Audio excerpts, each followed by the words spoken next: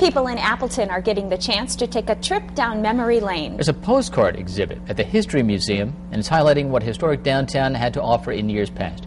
Executive Director of the museum, Terry Bergen, joins us now live to tell us about it. Hi, Terry. How are you? I'm great. How are you? Real good. Yes, if you could tell us a little bit about this exhibit and why it might hit home for some people and show us some of the examples. Well, this exhibit is really going to hit home, and it has for visitors, because it features downtown streets in all of the local communities throughout the Fox cities at the turn of the century. So people will be able to recognize parts of their downtown that still exist, but in large part it seems like another world.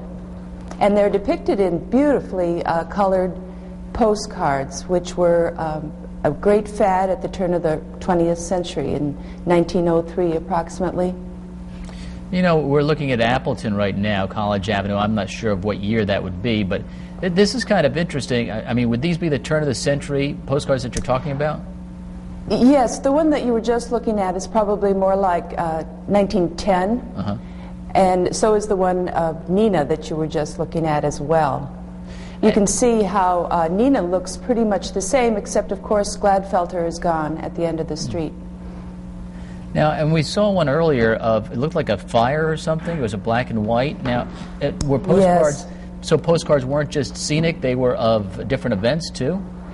Absolutely. They commemorated huge events such as a blizzard or this very dramatic one of a fire. We call this section Weathering Adversity. Where is that? Where is that Main Street? That is in downtown Appleton. Oh, wow. At the corner of, I believe, College and Oneida Street.